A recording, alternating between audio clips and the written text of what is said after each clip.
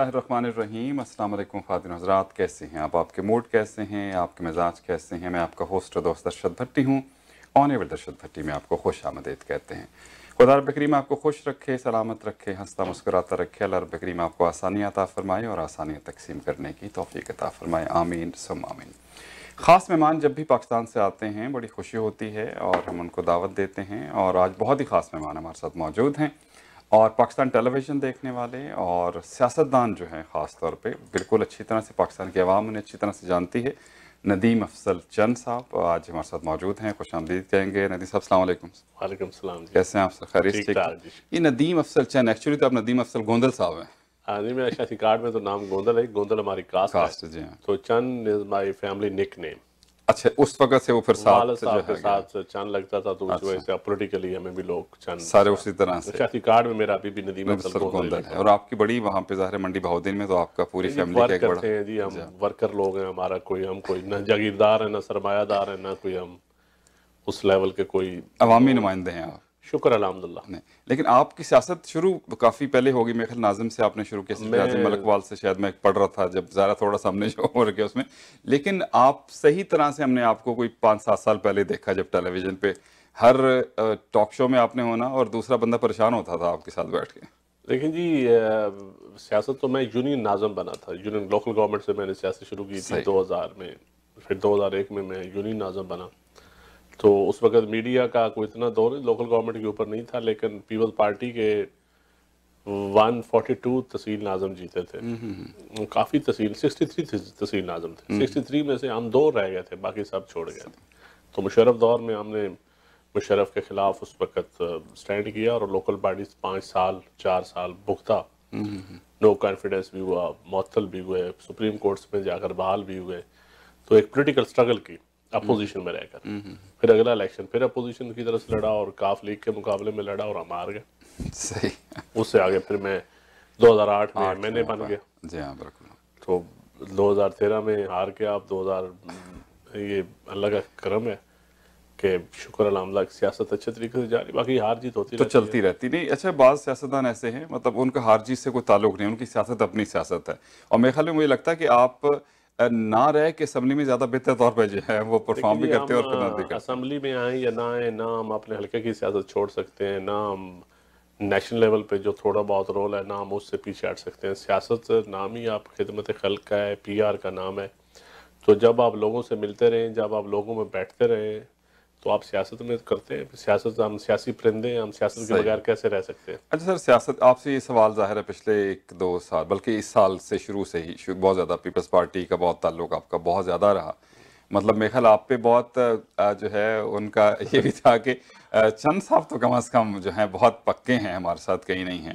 ये फैसले बाज़ औक़ात मतलब आई डोंट नो, मतलब आप एज़ एन पॉलिटिकल वर्कर आपको लगता है कुछ अरसे बाद कि यार ऐसा फैसला होना चाहिए या नहीं? देखें जी, मैं आपको सारी बात सच्ची नहीं बता सकता, ज़ाहिर आधी बताऊंगा, है। ठीक है। आधी नहीं बताऊंगा।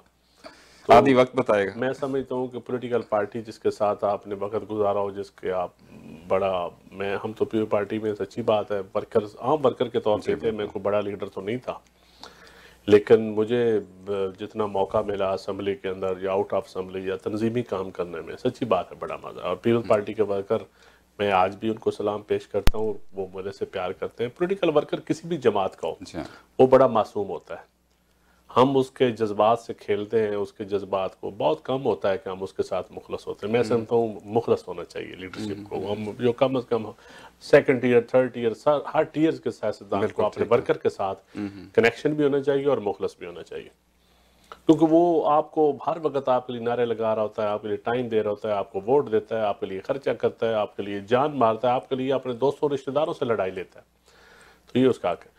पीपल्स पार्टी में एक बड़ा अच्छा वक्त गुजर रहा था, बस कुछ ऐसी मजबूरियां थी जिसकी वजह से मुझे छोड़ना पड़ा। कुछ सच्ची बात है, जब मेरी फैमिली के बहुत सारे दोस्तों ने या दोस्त अहबाब जब पीपल्स पार्टी छोड़ के गया, तो फिर पार्टी के अंदर भी ज़रा मैं गिल्टी फील करता था सही है, मतलब कि डिफेंड मज़ा नहीं नहीं कर आ रहा सकते था थे। मुझे हाँ सियासत साहब। का वहाँ पे। तो मैंने सोचा चलो देखते हैं, हमने सियासत करनी है और सही। सियासत किसी आमर की छतरी तले कम अज़ कम नहीं करनी, करना। एक डेमोक्रेटिक तरीके से सही। डेमोक्रेसी के लिए करनी है। और खान साहब के ऊपर जो मुझे, क्योंकि मैं पार्टी के अंदर भी जो मेरी वॉइस थी वो हमेशा pro honest anti corruption voice होती थी, सही। प्रो वर्कर एंटी सरमायादार जागीरदार होती थी। तो मैंने सोचा कि शायद नई जगह पे जाकर ज़रा सियासत में मज़ा आएगा। कोई इतना मेरे लिए ज़रूरी भी नहीं था छोड़ना, छोड़ दिया तो मसाइल भी कोई नहीं है। सही मुझे लेकिन आगे यहाँ भी आप मुझे खान साहब इज्जत देते हैं, मुझे बस यही चाहिए, बाकी वर्कर इज्जत अभी हम सियासत करेंगे, अपना सही है। अपना मकाम बंदा खुद बनाता है, लोग माहौल मुहैया करते हैं। पीपल्स पार्टी के बारे में वैसे मतलब दो तीन, एक पीपल्स पार्टी के जिसको जाले की बात करते हैं, मुझे लगता है कि चंद ये वैसे वाहिद पार्टी से जो कमिटेड लोग हैं वो कमिटेड हैं आज तक। ठीक है, चेंज आ गया, वोट नहीं मिल रहे हैं, नहीं जीत रहे पार्टी हैं। के अंदर दो किस्म के लोग थे पार्टी के। एक लोग जो लेफ्ट के लोग हैं, लेफ्ट ओरिएंटेड, जो जिन्होंने हमेशा लेफ्ट की सियासत की है, मॉडरेट प्रोग्रेसिव सियासत की है, वो पार्टी के साथ आज भी हैं। एक लोग हैं जो मैं समझता हूँ कि जो बेसिकली ना लेफ्ट के थे, ना प्रोग्रेसिव थे, ना मॉडरेट थे, वो हालात के तहत आए थे, हालात के तहत वो चले गए, या कुछ अब भी हैं, और कुछ लोग हैं जिनके स्टेक हैं बड़े पीपल्स पार्टी में, वो जा ही नहीं सकते, वो बैठे हुए हैं, वो उनकी मौजें लगी हुई हैं, वो बैठे हुए हैं, और वही एक तबका है जिसकी वजह से पार्टी डाउन भी हुई है। और पंजाब में तो खासतौर पे मेरा सेटबैक बहुत ज्यादा हो गया है इनको। देखिए, एक अलमिया है, बीबी की शादी के बाद लीडरशिप गैप आ गया था बहुत बड़ा, और फिर जरदारी साहब ऐवान सदर में चले गए, वो भी अपने वर्कर को टाइम नहीं दे सके। अब बिलावल, अल्लाह उसकी जिंदगी करे, जब जवान होगा तो देखा जाएगा वो सियासत कैसी करते हैं। सही। लेकिन उसको बहुत सारे मुश्किल फैसले करने पड़ेंगे। सही। और बहुत बड़ा एक बैगेज जो उसके साथ है, उस बैगेज से वो कैसे जान छुड़ा सकता है, उसमें बहुत सारे लोगों से जान छुड़वानी पड़ेगी। मतलब बहुत से लोगों का जो इंटेलेक्चुअल अप्रोच है लोगों की है कि पाकिस्तान में क़यादत का बहुत ज़्यादा बहरान रहा है। वो कहते हैं कि जुल्फ़िकार भुट्टो साहब, बेनज़ीर भुट्टो, और फिर शायद चंद एक बाद कोई ऐसा लीडर आप जिसको कह नहीं सकते कि इतना लीडर जिसका विजन बहुत अच्छा हो। नवाज शरीफ साहब ने बहुत अरसा हुकूमत की, उनको लोग मुमकिन है एक हवाले से मानते हो, लेकिन उस तरह कोई जेन्युइन लीडर नहीं है पाकिस्तान में। क्या वाकई ऐसा है? लेकिन लोगों को मौके मुहैया किए जाते हैं। पार्टी लीडरशिप जो लीडरशिप ग्रूम करती है, वो यहाँ ट्रेड यूनियन से आती है, या स्टूडेंट यूनियन से आती है, या नीचे से लोग आते हैं, तो वो भी ख़त्म हो गया एक सिलसिला। लोकल बॉडीज से आता है, लोकल बॉडीज इफेक्टिव पॉलिटिकल लोग नहीं आने देते। अब फर्स्ट टाइम इमरान खान साहब ने एक इफेक्टिव लोकल गवर्नमेंट सिस्टम लाए हैं KPK में, अब पंजाब में लाने की कोशिश कर रहे हैं, लेकिन बाकी अनफॉर्चुनेटली किसी ना मुस्लिम लीग ना People's Party local parties pro local parties बिल्कुल नहीं थे। ये एक बड़ा अलमिया था। और लीडरशिप तैयार पॉलिटिकल जो टॉप के लोग बैठे होते हैं वो भी नहीं होने देते, नीचे से ऊपर नहीं आने देते किसी को ऐसा हो। और एक जो एंटी पॉलिटिक्स या एंटी डेमोक्रेटिक फोर्सेज हैं वो भी नहीं चाहती कि कोई लीडरशिप ऊपर। आपने कभी कोई ऐसा लीडर आपने इतने अरसे में देखा कुछ जिसको समझते आपके यार वो बड़ा अच्छा पाकिस्तान लीडर बन सकता था, नहीं बन सका, कुछ चांसेस नहीं मिले उन्हें? देखिए, बहुत सारे लोग हैं, मैं कहीं बने भी हैं लीडर जिनको मैं अभी भी आइडियलाइज करता हूँ। मैं समझता हूँ कि बहुत अच्छे लोग हैं सियासत में। मैं तो बड़े अच्छे अच्छे लोग देखे हैं मैंने, और बड़े अब यंगस्टर बड़े पढ़े लिखे लोग अभी हाँ कुछ लोग हैं, लेकिन कुछ बहरहाल बहुत सारे जो होता है ना जी। गिलानी साहब में थोड़ा सा एक वो था, रख रखा था यूसुफ रजा गिलानी साहब में। यूसुफ रजा गिलानी साहब अच्छे आदमी थे, लेकिन उनके मसाइल काफी ज्यादा उनके साथ हो गए। शाह महमूद साहब भी एक आए, वो जब तक मुझे याद है उस वक्त यूसुफ रजा गिलानी साहब और शाह महमूद कुरैशी दोनों को मुल्तान के, मेरा मुल्तान से ताल्लुक है।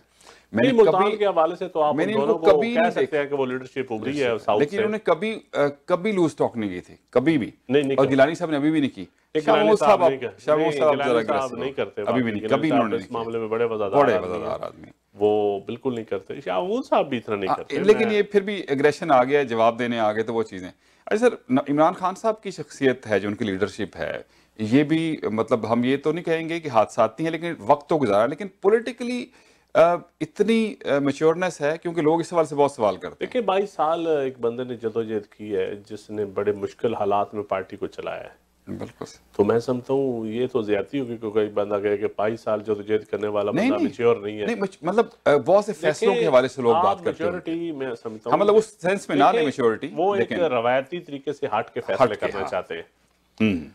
वो कोई रवायती पॉलिटिक्स नहीं करना चाहते। रवायती पॉलिटिक्स करनी होती तो पहले फिर राइट विंग की जो पार्टी है उनको लोग वोट देते। लोग लेफ्ट को क्यों नहीं वोट देते कि वो रवायत से हट के सियासत होती है। सारे मुल्क में अभी भी जो गलबा है, जो कुव्वतें हैं, जो सारे लोग हैं, वो राइट विंग की तरफ ही झुका होता है उनका। सही बात है। तो खान साहब थोड़ा सा, क्योंकि उनकी क्वालिफिकेशन फॉरेन कंट्रीज की है, उनकी ग्रूमिंग एक ऐसे तरीके से हुई है, दुनिया में ट्रैवल किया, उन्होंने मेच्योरिटी का कोई इशू नहीं है।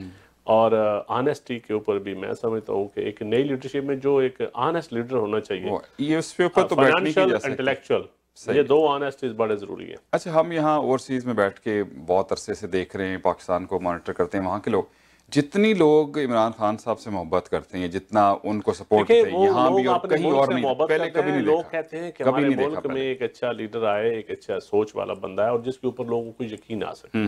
देखिए, जिस पार्टी से भी कोई अच्छा आदमी आएगा ना, लोग उससे मोहब्बत करेंगे।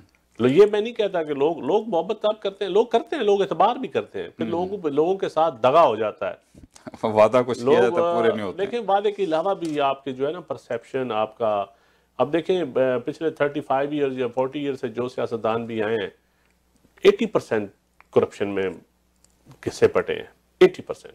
अच्छा सर, क्या सियासतदान ही करप्ट है? नहीं, हर तबके में लोग, मतलब ये क्यों फिर हर वक्त ये क्या देखें, बनाया हुआ है? देखें सियासतदानों का इसलिए कि एहतसाब ज्यादा होता है। एक तो सियासतदान का एहतसाब करता है, कभी जर्नल का एहतसाब नहीं करता, जज का नहीं करता, ब्यूरोक्रेट उनमें तो शायद जजेस में तो आपको पता है कि जब तक जुडिशल काउंसिल में ना चले उनका तो हो ही नहीं सकता ना, किस सूरत देखिए सर, अब तो एहतसाब भी दो किस्म का है ना। एक एहतसाब होता है जो थ्रू प्रॉपर चैनल होता है, एक एहतसाब होता है जो अवाम, जो पब्लिक, सोशल मीडिया, जो मीडिया शुरू कर देता है, उसको आप नहीं रोक सकते। लेकिन जजेस में तो कभी नहीं, ना उसको जुडिशल, लेकिन जजेस में तो कभी भी नहीं। अभी शौकत सिद्दीकी साहब को निकाला है, वो भी उन्होंने कोर्ट में कल जा रहे हैं, वो भी मसला कंट्रोवर्शियल सा है। देखिए, लेकिन एक थ्रू प्रॉपर चैनल उनको निकाला है ना, एक प्रोसेस के जरिए।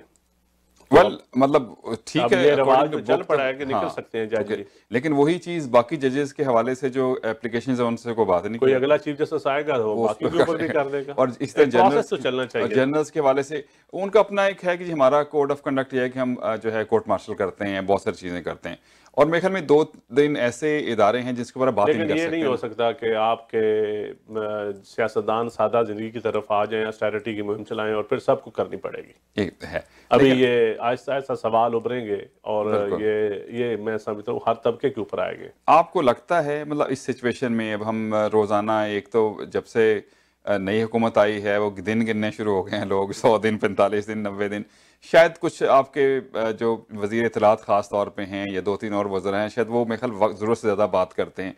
ज़रूरत भी है, गवर्नमेंट को ऐसा बंदा चाहिए, फवाद साहब जैसा, लेकिन समटाइम बहुत ज़्यादा अगर किसी को बात की जाए, तनकीद का लोग ज़्यादा निशाना बनाते हैं, मौका आप देते हैं। ज़्यादा कैमरे के सामने आएंगे तो आपसे ज़्यादा सवाल होंगे, और वज़ीर इत्तलात का काम होता है ज़्यादा बोलना। सही, वज़ीर इत्तलात कम बोलने वाला हो तो फिर लोग उसके ऊपर और तनकीद करेंगे कि इनका वज़ीर इत्तलात बोलता नहीं। लेकिन ये भी कहते हैं कि आप जितना ज़्यादा बोलेंगे उतनी गलतियाँ ज़्यादा करेंगे। ये तो होता है। तो यहाँ पे कुछ थोड़ा सा मेरे ख्याल कंट्रोल होना चाहिए कि नहीं? देखिए, आहिस्ता आहिस्ता मैं समझता हूँ कि नई गवर्नमेंट आई है, अभी बहुत सारी चीज़ें स्ट्रीमलाइन होने ज़रूरी हैं, पॉलिटिकल तरीके से, डेमोक्रेटिक तरीके के साथ, ब्यूरोक्रेसी में लोकल बॉडीज आना है, अभी रिफॉर्म्स आनी है, जुडिशियल सिस्टम में रिफॉर्म्स आनी है, आपके रूल ऑफ लॉज चेंज होने, आपके रूल्स ऑफ बिजनेस चेंज होने, सारा मतलब है। लेकिन इमरान साहब कहते हैं ब्यूरोक्रेसी ताउन नहीं कर रही है। देखिए जी, मैंने तो खान साहब को पहले कहा था कि आपको ब्यूरोक्रेसी की सिलेक्शन जो है ना, ये बड़े ध्यान से करनी पड़ेगी। जो नून लीग के बेनिफिशियरी हैं पिछले 35 सालों से, वो कभी भी नहीं चाहेंगे कि पीटीआई की गवर्नमेंट कामयाब हो, ना वो होने देंगे। उनके विक्टिम जो है ना, हमें उनको आगे लाना चाहिए। सही है, ज़ाहिर है कई लोग उन्होंने तो जो नून लीग के विक्टिम हैं या जो उनके दौर में जिनसे ज्यादतियां हुई हैं उनको, या जो मेरिट पे लोग, फेयर लोग हैं, बहुत लोग हैं पढ़े लिखे, बड़ा यंगस्टर लॉट है। अब पाकिस्तान के अंदर ब्यूरोक्रेसी में बड़े बड़े अब अच्छे लोग, बिल्कुल। तो मैं समझता हूँ हमें उस सिस्टम में रिफॉर्म्स करनी चाहिए। आप पीटीआई से ज़्यादा ताल्लुक आपको डिफेंड करना ही करना है, वो तो ज़ाहिर है। नहीं, मैं हर बात पे डिफेंड कभी नहीं करता। तो नहीं, वो सही मैं आपने पीपल्स पार्टी मेरी गलती होगी, मैं उसको मानूंगा। कहीं पीपल्स पार्टी के दौर में भी आपने पीपल्स पार्टी के हवाले से बात की। अभी जो सिचुएशन है, आपको क्या लगता है, मतलब गवर्नमेंट मसले प्रॉब्लम में है, या आप लगता है कि ये जो रूटीन में चल रहा है? जो इकोनॉमी की सूरत हाल छोड़ के गए हैं नून लीग, वो आप देखें ना, कर्जा, क्राइसिस, लेकिन ये पता था डोमेस्टिक लोन्स, इंटरनेशनल गवर्नमेंट को तो पता था यही कुछ होगा जब पता था। तो अब देखें, लोगों को नहीं बताई गई थी ना चीजें, लोगों को कभी नहीं बताया गया था कि किस बैंक से हमने कितना लोन लिया हुआ है, कितना हम खा गए, कितनी किस्तें हमने वापस करनी है, कौम का हर बंदा कितना मकरूज है, ये इससे पहले नहीं बताया गया था। अब लोग, जब आप फ्रीडम ऑफ एक्सप्रेशन करेंगे, राइट टू इंफॉर्मेशन करेंगे, जब आप कहेंगे कि हम दुनिया के साथ कंपीट करें तो आप चीजें ओपन करते हैं ना। जब चीजें ओपन करते हैं तो फिर उसमें से जो मुखालफ होता है वो नेगेटिव चीज लेके पकड़ के उसका ढंडोरा पीटता है, फिर वो प्रोपोगेट होती हैं चीजें। लेकिन आप देख लें कि पॉजिटिव चीजें भी लोग नहीं, जो पॉजिटिव है अब वो भी लोग प्रोपोगेट करेंगे। सोशल मीडिया का एक जो इम्पैक्ट आ गया वो मेरे ख्याल में थोड़ा सा यहाँ पे भी गवर्नमेंट को कोई कानून साजी करनी चाहिए, क्योंकि बहुत सारी चीजें ऐसी है जिसका कोई ताल्लुक नहीं। लॉ ऑफ डिफेमेशन जो है ना, मैं समझता हूँ किसी बंदे के ऊपर गलत इल्जाम लगाना जो है ना, और कुछ भी ना किया जाए, हाँ उस पे लॉ ऑफ डिफेमेशन होना चाहिए और उसके ऊपर अमल भी होना चाहिए। अगर मैं आपके ऊपर कोई बात करूं तो मुझे उसको साबित करना पड़ेगा, अदरवाइज मुझे जुर्माना होना चाहिए, अच्छी बड़ी सजा होनी चाहिए। जितने हद के इज्जत के दावे हैं वो पता नहीं कितने साल चलते हैं एक दूसरे के ऊपर, वो कोई करने पड़ेंगे सर, वो एक दूसरे के खिलाफ इतने हुए हैं पता नहीं कब करने पड़ेंगे। हम तो देख के वो इमरान खान साहब के किसी के ऊपर, किसी चीफ जस्टिस साहब, नजम सेठी साहब, रोजाना के, और ये सिर्फ ऐसे ही है। मुझे नहीं लगता अगर हो गए तो फिर तो कुछ और ही सिलसिला हो जाएगा। नहीं, लेकिन ये करने पड़ेंगे, तभी सूरत हाल जो है वो बेहतर होगी। अच्छा, अब अगर हम नैब के हवाले से आए, जाहिर है अब जब टॉक शोज में वहाँ पे तो रोजाना ये सिलसिला चलता रहता है, कहते हैं कि गवर्नमेंट के हवाले से गवर्नमेंट का इतना इन्फ्लुएंस तो नहीं होता, लेकिन कहीं आपको लगता है कि ज्यादती है कि ठीक चल रहा है जो भी एहतसाब जिस तरह चल रहा है उनका? देखिए जी, नैब एक इंडिपेंडेंट अदारा है और इसके ऊपर आप थोड़ा सा पीछे चले जाए ना, जो आज नैब के ऊपर शोर कर रहे हैं।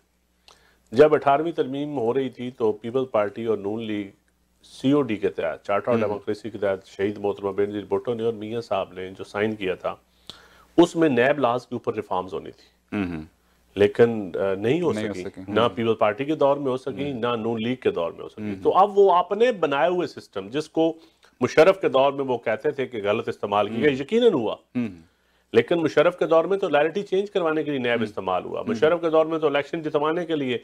अब मुझे ये बताएं कि PTI का कौन सा वो बंदा नाम लेके बता सकते हैं जिसको नैब ने लैरिटी चेंज करवाई हो, या नैब ने किसी को इलेक्शन जितवाने के लिए किया? हद तक नहीं जाता। नैब कहीं और से उसका नैब का चेयरमैन है वो appointee leader of the opposition और खुर्शीद शाह साहब का और मियां साहब का अपना। लेकिन वो कल जरदारी साहब ने कहा कि पिछला चेयरमैन जो था कमर जमान चौधरी साहब, वो भी उनके अपने अपॉइंट थे। 2 चेयरमैन नैब दोनों पार्टियों, बड़ी पार्टियों ने मशवरे से किए हैं। वो कहते तो हैं आप उनको कोई हक नहीं पहुंचा। बाद में आंखें बदले तो हम क्या कर सकते हैं। देखिए, तो जब आप इख्तिदार में होते हैं या जब आप पावर में होते हैं तो आपको निजाम अदल बेहतर करना चाहिए। हाँ, और अभी भी मैं समझता हूँ कतई नजर इस सारी चीजों के खान साहब विक्टिमाइजेशन नहीं करेंगे, शायद वो ना करें, लेकिन एक सिस्टम बाकी जो है, सिस्टम की विक्टिमाइजेशन और होती है, लेकिन एक इंडिविजुअल पर्सन के आप उसके जिम्मे लगा दें कि गवर्नमेंट उसकी है लेकिन नैब उसके अंडर नहीं है।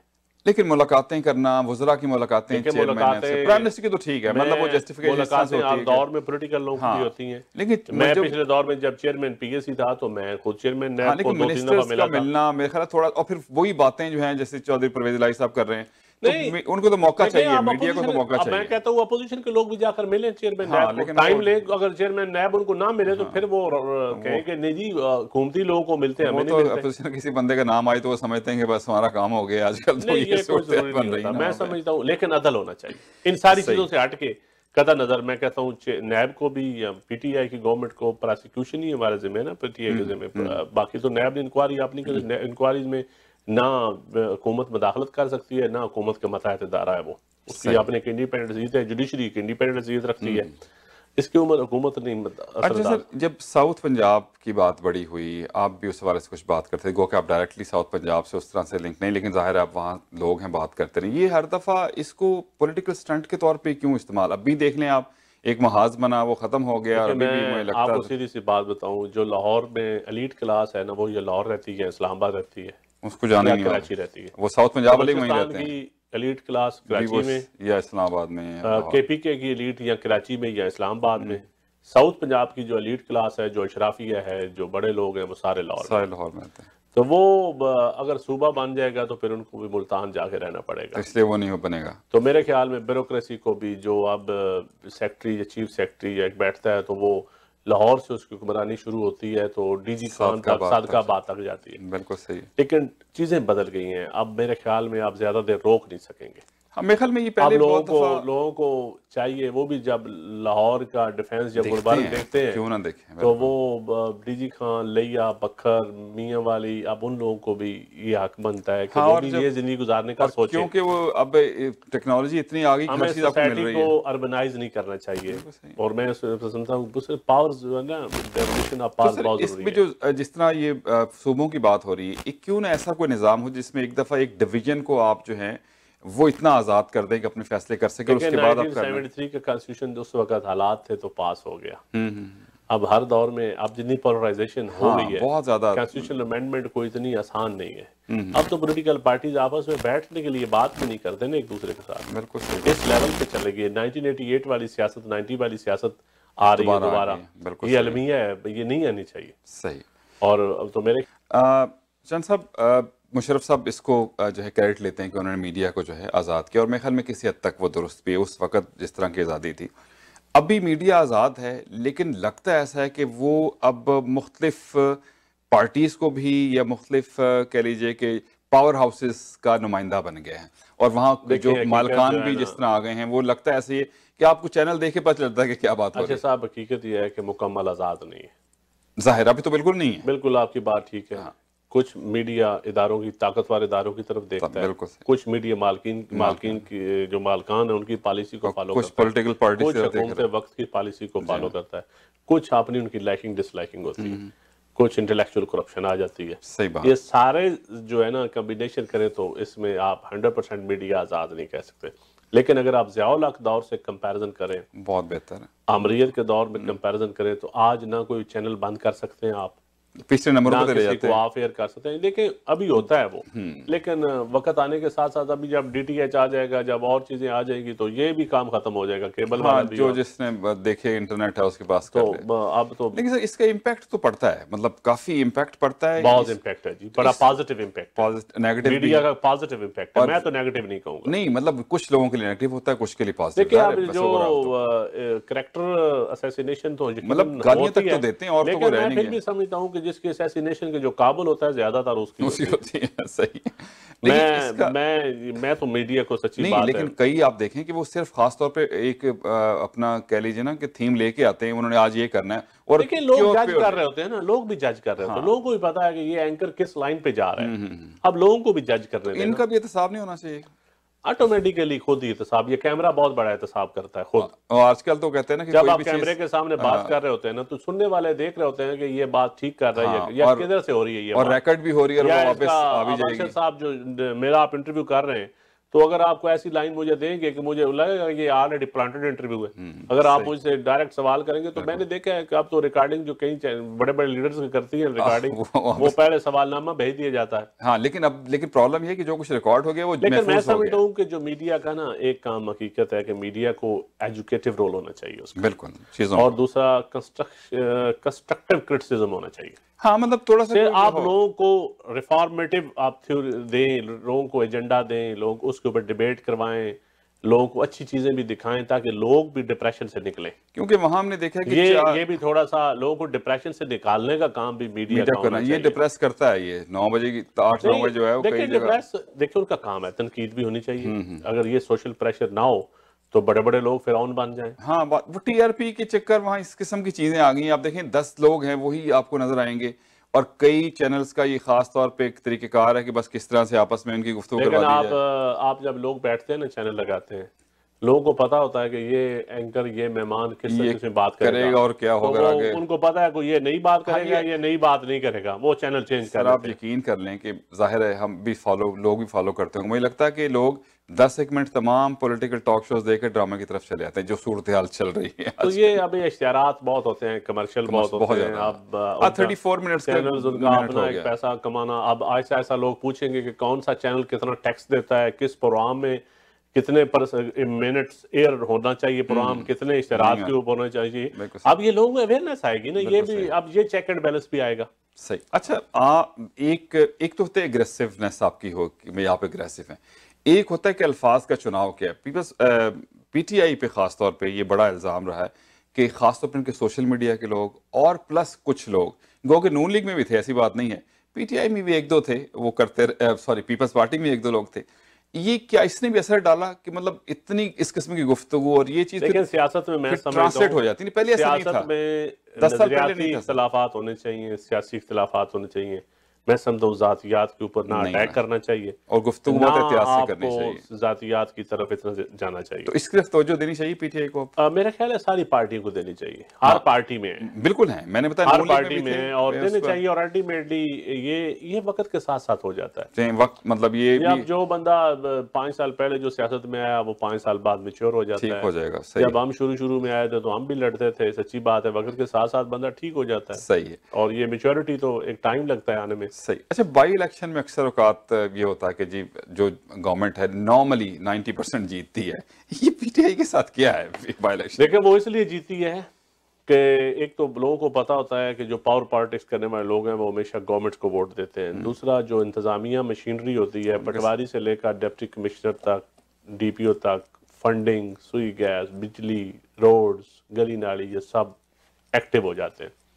फिर वो वोट खरीदे जाते हैं, रातों रात काम कर किया जाता है। उनको लोगों को ब्राइब करने का तरीका होता है ना। बिल्कुल सही है। तो किसी का ट्रांसफर किया, किसी की हाँ, पोस्टिंग की, किसी को लालच दिया। अकोमोडेट किया, किसी फैमिली को अकोमोडेट किया, तो सारे सोसाइटी के जितने सेगमेंट है वो एक्टिव हो जाते हैं।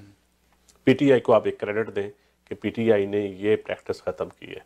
ना किसी को फंड्स दिए हैं इलेक्शन के दिनों में, ना किसी को ब्राइब किया है, ना इंतजामिया ने मदाखलत की है।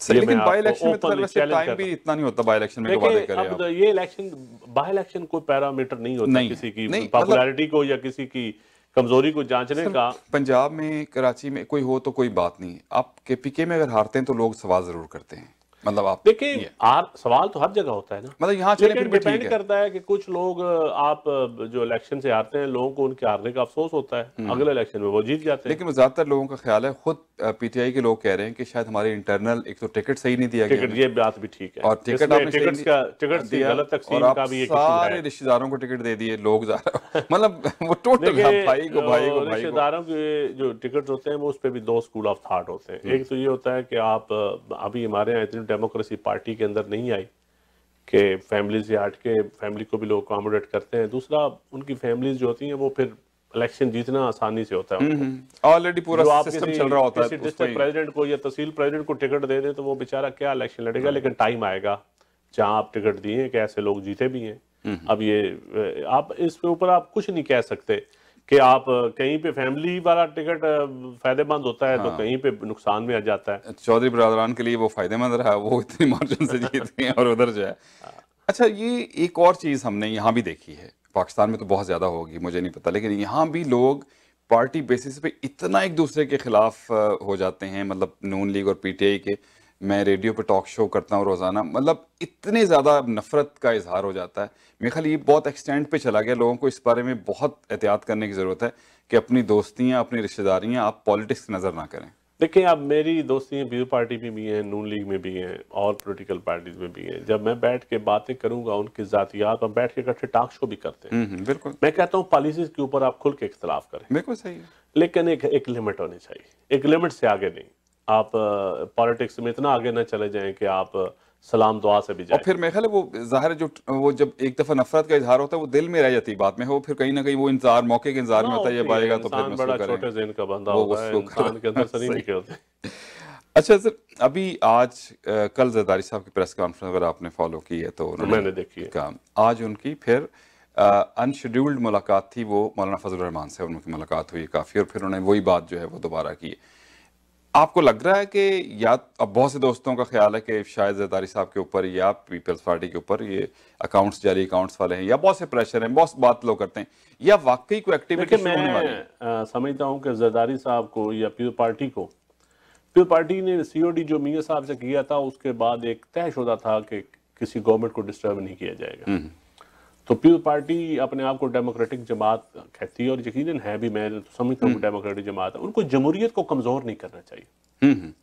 पीपल पार्टी को हुकूमत करने का पीटीआई को मौका देना चाहिए, साजिश में शरीक नहीं होना चाहिए। हाँ, मतलब क्योंकि फर्स्ट जो हुकूमत जाने की फर्स्ट विक्टिम है या जो बेनिफिशियरी नहीं रही वो नून लीग है, पीपल पार्टी नहीं है। पीपल पार्टी का तो नून लीग तो ऑलरेडी मैं समझता हूँ पीपल पार्टी की सख्त सियासी लिहाज से पीपल पार्टी की जो सबसे बड़ी मुखालफत है वो नून लीग के पास है। ज़ियाउल हक की बाकियात सारी नून लीग में, वो माइंड सेट नून लीग अच्छा, में है। ये और वो जो मोहतरमा शहीद मोहतरमा के खिलाफ या आसफ अली जरदारी साहब के खिलाफ इवन जो आप उनकी प्रेस कॉन्फ्रेंस में सुनेगा ये मुकदमा भी, अगर विक्टिमाइजेशन वो कहते हैं तो वो विक्टिमाइजेशन तो फिर मियां साहब ने शुरू की। सही। तो अच्छा, फिर आज उन्हीं के साथ बैठे हैं। तो लेकिन फिर आप ये कहें कि एक तरफ से कहें कि जी हम जमहूरियत के लिए कर रहे हैं, दूसरी तरफ से कहें कि हम विक्टिमाइजेशन के खिलाफ कर रहे हैं। भाई आप खुद कह रहे हैं कि मियां साहब के दौर में ये केस बना, ठीक है, आप खुद कह रहे हैं।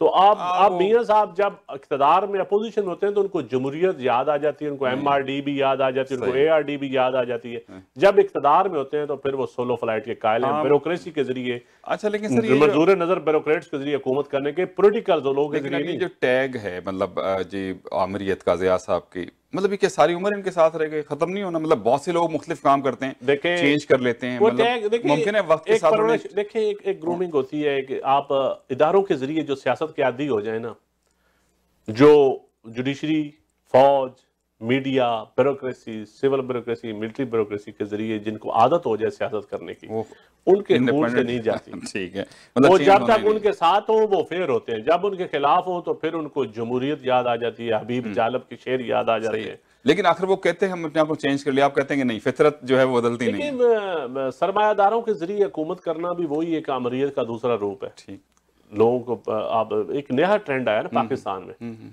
एक कैपिटलिस्ट सोसाइटी प्रिवेल कर गई है सारी सोसाइटी सारों को कंट्रोल कर रहे हैं। अब लोगों को पैसे के जरिए, सियासत तो पैसे वालों ने जकड़ ली है अपने तौर पे, पाकिस्तान में तो पूरी दुनिया में है, लेकिन पाकिस्तान में भी है। और उसका मूजब कौन है? मियां साहब है। अब किसी का नाम आए ना आए, वो उनका बहरिया टाउन वाले साहब का नाम आ जाता है कि यार देखिए बहरिया टाउन वाले और बहुत सारे टाउन इस तरह के लोग हैं, बिजनेस टाइकून जैसे। इलेक्शंस जो थे इसमें बहुत सी बातें होती रही, अभी कमेटी बना दी गई है। आप खुद भी, आई डोंट नो कि मैं विक्टिम आपको नहीं कह रहा, लेकिन फिर भी क्या लगा कि इलेक्शन थे, फेयर थे या कहीं गड़बड़ थी? देखिए जी, आप 100% अगर फेयर कहें तो कभी भी नहीं हुए पाकिस्तान में। ठीक है, तो हमारी दुआ एज ए पोलिटिकल वर्कर कि अल्लाह करे पाकिस्तान में 100% फेयर इलेक्शन हो, क्योंकि आप लेकिन 100% फेयर कभी नहीं हुए। और अभी कहीं पे हो जाती है, बलूचिस्तान में और नजरिया चलता है, KPK में और चलता है, पंजाब में और चलता है। आप देखें जिनको इलेक्टेबल्स कहा गया, जिसपे 100% बैठ की गई जीत जाएंगे, वो हार गए। और वो बहुत सारे जीत भी गए, चंद जीते हैं सर, बहुत नहीं जीते, चंद जीते हैं, ज्यादातर हारे हैं। और वो क्या मैसेज है ना, मतलब एक किस्म का, अगर हम ओवरऑल अगर हम देखें तो आपको लगता है कि कहीं ना कहीं किसी ना किसी और ताकत का भी कंट्रोल है पाकिस्तान की सियासत में? बिल्कुल है। और वो कैसे सही होगा? वक्त के साथ वो भी हर चीज वक्त के साथ ही होगी। मैं समझता हूँ कि सोशल प्रेशर आएगा, चीजें एक्सपोज होंगी और कुछ खुद आएगा ख्याल लोगों को कि हालात बेहतर होने हैं। हम मुल्क को भी तरक्की करने देना, मुल्क भी तरक्की करे, मतलब कोई और कुछ इंशाल्लाह हमारे रीजनल ताल्लुकात अच्छे हो जाएंगे, इंटरनेशनली हम अच्छे ताल्लुकात होंगे। अफगानिस्तान के साथ हर वक्त हमारे मसाइल हैं, इंडिया के साथ जंगो जदल से निकलेंगे, ईरान के साथ भी। देखिए जब आप एक सिक्योरिटी स्टेट बन जाए ना तो फिर बहुत सारी चीजें मजबूरियां बन जाती हैं, कई ना चाहते हुए भी कुछ फैसले करने पड़ते हैं। सही।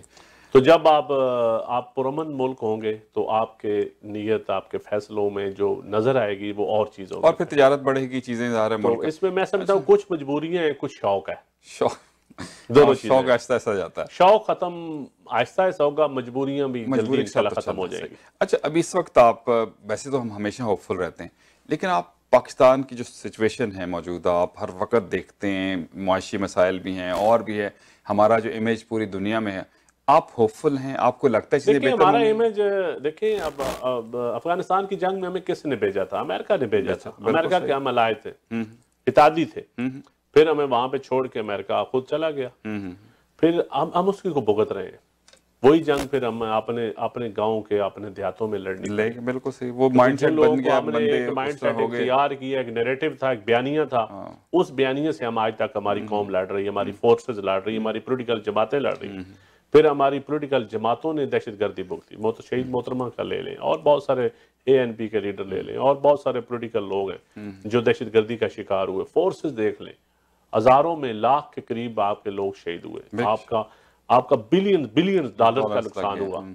तो ये सारी अभी भी आप पाकिस्तान को ये दाना दें कि पाकिस्तान का इमेज जो है, इमेज हमारा किसने खराब किया? इमेज तो हम तो विक्टिम है, तो उसका क्या पाकिस्तान उसका विक्टिम है। बिल्कुल, सबसे ज्यादा शिकार तो पाकिस्तान। तो मैं समझता हूँ पाकिस्तान का उस बंदे का भी सोचें जो प्रोग्रेसिव है, जो मॉडरेट है, जो दहशतगर्दी के खिलाफ लड़ रहा है, जिसकी जो अपने आप को फेस कर रहा है उस दहशतगर्दी को, अब उसको उसकी हालत बदलने को, और जिन लोगों को हमने खुद तैयार किया, पहले हमने मुजाहिदीन बनाया, फिर हम उनको छोड़ गया, फिर हमने तालिबान खुद बनाया, फिर आप उनको गाली दें, मैं कहता हूँ 100% इसका हल भी तो नहीं है ना, मतलब हल इसका पॉलिटिकल ही है, पॉलिटिकल हल इसका पॉलिटिकल हल है, और पॉलिटिकल तरीके से ही हल होगा, और पॉलिटिकल लोगों को इसका हल निकालना पड़ेगा, और लोगों को भी सोचना पड़ेगा कि कौन सी जमातें जो दहशतगर्दी को परवान चढ़ाती हैं, अब कौन से बयानियां चेंज करना चाहती हैं, कौन इंटरनेशनली, और इंटरनेशनल फोर्सेस को भी चाहिए कि पाकिस्तान की अब वो इस समय, ये नहीं हम कहते हैं कि हमें हर रोज को इमदाद ही दें, लेकिन एक इखलाकी इमदाद होती है, तो फराहम करें भी, एक इखलाकी इमदाद होती है, आप एक साथ लेके चलते हैं, एक जिसको आपने इस जंग में झोंका उसको निकालने के लिए भी आपको तदबीर करनी पड़ती है। अच्छा सर, आप आते हैं अक्सर, आप यहाँ आते हैं, वालिद साहब भी आपके यहाँ हैं, यही पाकिस्तानी है जो हम यहाँ पे हैं, 6 लाख के करीब हैं हम यहाँ पे टोरंटो में, और माशाल्लाह से बहुत मेरे ख्याल है हमारी अब कंट्रीब्यूशन अच्छी बनती जा रही हैं। तो आपको लगता है कि बंदे तो वही हैं, वही बंदे वहां भी हैं, तो वहां क्यों नहीं? यहाँ पॉलिसीज हैं, रूल ऑफ लॉ है, एक ट्रैक बन गया है, उस ट्रैक पे आपने चलना है। ट्रैक डी ट्रैक होंगे तो आप आइडेंटिफाई हो जाएंगे, आपको फाइन भी होगा, आपको लान तान भी शुरू हो जाएगी, वहां भी ट्रैक बनाने की जरूरत है। वो डेमोक्रेसी का ट्रैक है, वो रूल ऑफ लॉ का ट्रैक है, वो पॉलिसीज के रिफॉर्म्स का ट्रैक है, एजुकेशन हेल्थ सेक्टर में ट्रैक बनाना पड़ेगा आपको चीजों को आइडियलाइज करना पड़ेगा, एजुकेटिव रोल आना पड़ेगा, सियासतदानों का रोल एजुकेटिव करना पड़ेगा, जुडिशियल सिस्टम ठीक करना पड़ेगा, और इंशाल्लाह होगा। और मैं वहाँ थोड़ा सा सख्ती करनी चाहिए, जो कानून है ना, चाहे सियासतदानों के हवाले से भी हों, चाहे उसके ऊपर सबसे जो जरूरी है ना जी, वो अदल, हाँ, इंसाफ जहाँ हो जाएगा, अदल लाना पड़ेगा, और पहली ड्यूटी अदल की है। अदल खा अदलिया हो, खा सियासतदान हो, खा ब्यूरोक्रेसी हो, उनको अदल की तरफ जाना पड़ेगा, बिल्कुल, और उस अदल में फिर अपना आप जरा नुकसान भी करना पड़ता है। करेक्ट। अच्छा सर, यहाँ पे अब बहुत पिछले दिनों ड्यूल नेशनलिटी के हवाले से बहुत से लोग, अभी कल परसों महल में हुमायूं अख्तर साहब और इनकी बहन जो हैं शाहिद काका नवासी साहबा की, उनको भी नाअहल किया है सेनेट से।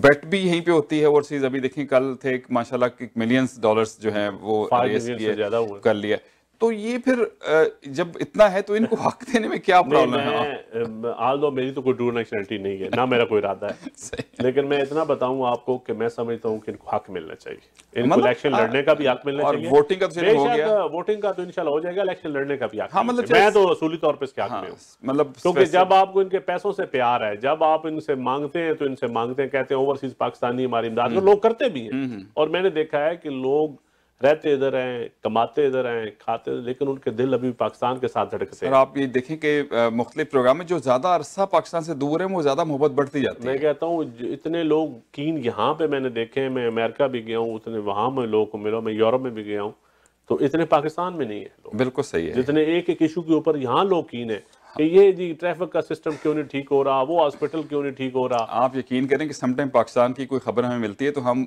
पाकिस्तान फोन करते हैं कि ये मसला वो कहते हैं हमें तो पता ही नहीं है, मतलब इतने ये लोग फॉलो करते हैं। मैं कहता हूँ कि इनको लोगों को बिल्कुल अहमियत देनी चाहिए, इनकी राय को भी अहमियत देनी चाहिए, इनको मौके भी देने चाहिए, और मैं ताकि ये इनका स्टेक पैदा हो पाकिस्तान के साथ, इनकी पाकिस्तान के साथ मोहब्बत पैदा हो, इनकी अपॉर्चुनिटीज। बिल्कुल सही बात है, मतलब डबल होगा, किसी की जो मतलब जिनकी एज ज्यादा हो जाती है वो बैक होम जाके भी कुछ कर सकते हैं, बहुत से सियासतदान हैं जिनको शौक है, और अल्लाह करे कि वहां पे ये भी हो जाए, तो आपको भी ड्यूल नेशनल देने में कोई इतराज नहीं होना चाहिए कि जब कभी लेकिन मेरी प्रायोरिटी पाकिस्तान सबकी सर, हमारा खैर हमारा तो ये मुल्क भी है, जाहिर है ये हमारा इस मुल्क ने आप लोगों को ये होमलैंड है, ये मदरलैंड है, इसका बड़ा शुक्रिया इन्होंने हमारे लिए जो हर तरह की तरक्की। और यहाँ की गवर्नमेंट भी मैंने देखा है कि प्रो पाकिस्तान लोग मैंने देखा है, अब यहाँ की सियासत में भी देखा है कि यहाँ की सियासत में भी पाकिस्तानी कम्युनिटी बड़ी एक्टिव है, बहुत एक्टिव है। अभी इलेक्शंस हमारे जो है म्युनिसिपल इलेक्शन है, बहुत पाकिस्तानी ये मैं समझता हूँ ये पाकिस्तान के आप हर बंदा यहाँ सफीर है। और हमारे बहुत अरसे बाद, अभी कल खबर है, अभी इसको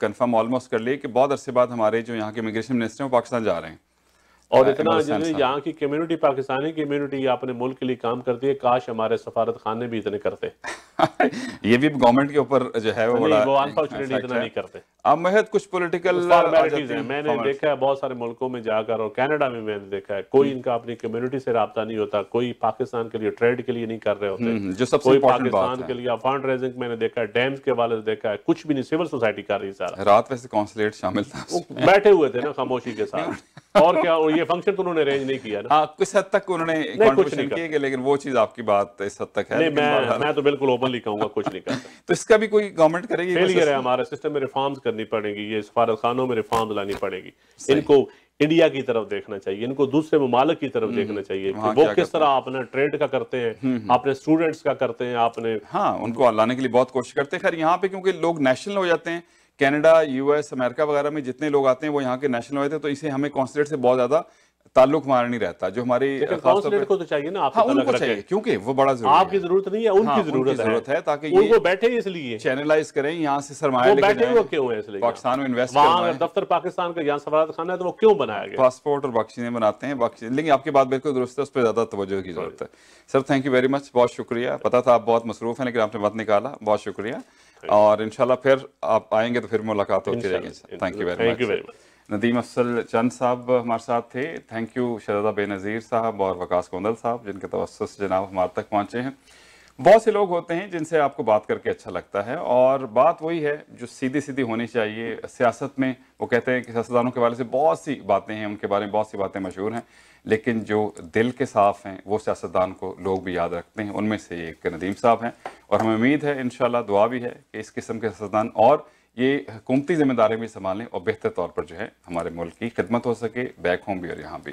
दुआ में रखिएगा याद, हौसला नहीं हारना, बल हौसला भी को हारने की चीज़, and always follow your heart, क्योंकि सब अच्छे की आवाज़। अरशद भट्टी को दीजिए इजाज़त। अल्लाह हाफिज़ और सपुर्द।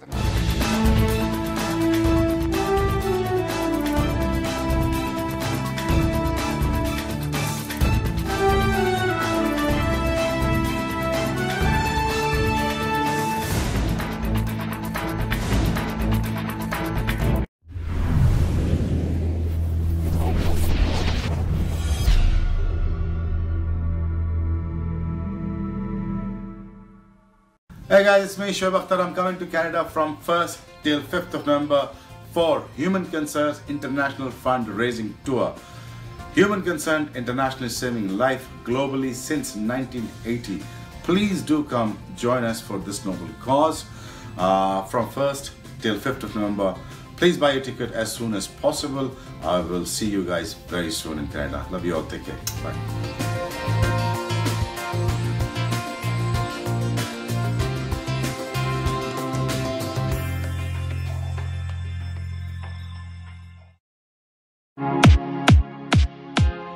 Thinking of buying, selling, or investing in real estate, whether it be residential, commercial, or pre-construction, Arshad Bhatti and his team of professionals can help. We have guaranteed allocations in high-rise and low-rise pre-construction projects in and around the GTA. Want to be updated when a new project launches? Then join our database today and never miss out on the latest projects. Call Arshad Bhatti at 416-300-5600. That's 416-300-5600, or register at arshadbhatti.com.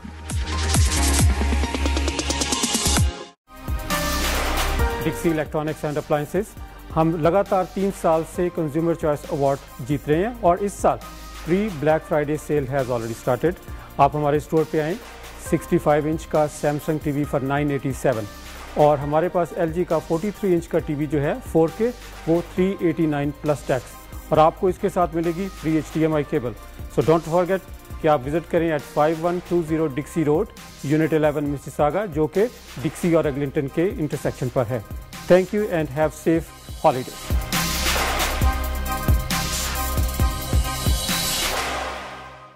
Urooj financial के जाहिद सैयद लाए आपके family और friends के लिए travel and visitors insurance, जो दे आपको best plan at best price, महाना payments plan for super visa insurance और क्लेम में मदद, आपके बेहतर मुस्तकबिल की जमानत।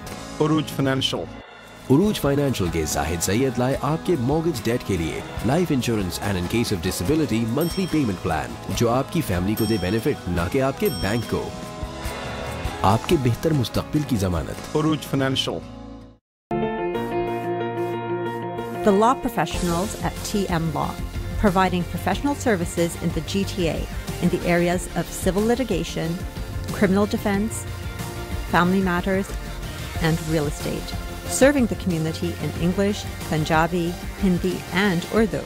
For more information, call Tahir Majid, barrister and solicitor at 647-838-4773, or you can visit tahirlaw.ca.